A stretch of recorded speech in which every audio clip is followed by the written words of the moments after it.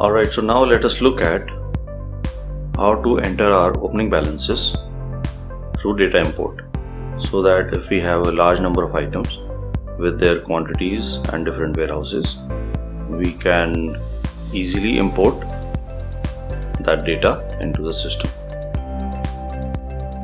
So we'll close this and we'll go to data import, and we'll use the inventory management goods receipt header basically to import our material receipts. So the first thing that we need to do is prepare the Excel sheets. So as we noted the last time, we can get our Excel sheets from where we had installed SXC Business Suite. So we can go to data import templates and we can use the material receipt template for this purpose. Now what I have done is already prepared a template data for this exercise, and if you look at it, there are two worksheets.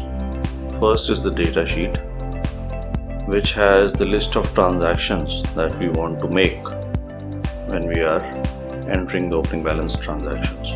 So in this case, we have specified we want 3 transactions to be entered, and each transaction can have various lines. So for each of these we have specified, for example, in serial number 1, these 2 lines should be there. In serial number 2, which is the second transaction, we want these 2 lines, and so on. Now the template is pretty straightforward. Serial number is a unique number specifying each transaction. Then the series code is the document numbering code that we have made in our system, which will be used to enter this transaction. And then the doc dates, these dates have to be entered in the format specified in the template, which is YYYYMMDD, because this is what the template understands, and this is what the system uses to enter the dates correctly. And then you can have some remarks. Now these remarks are on the document level. On the line level also you can have line level remarks. So you can have some quantities, warehouse, respective warehouse, and the item details, which is essentially the item code in this case. So let's use this file to import our opening balances.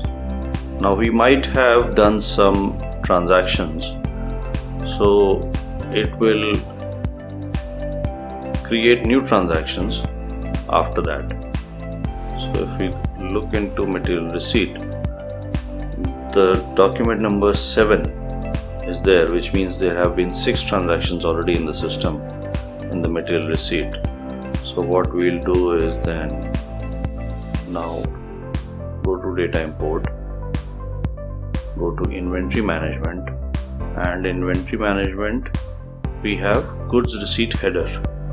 This is the transaction we are going to use for importing our material receipts. So we select our file which has the data, click open, and it will show us the number of transactions we want to enter.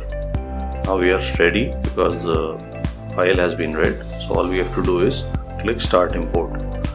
Once we do that, once we have our transactions done, we can see the result and we can then verify the impact of this.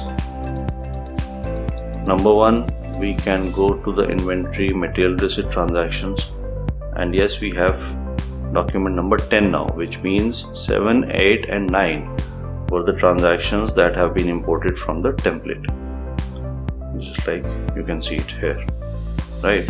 The impact can also be seen if you look at the standard reports of inventory balances. So each of these items that we use in the transactions, either manually or through data import will have their impact on the in-stock quantity.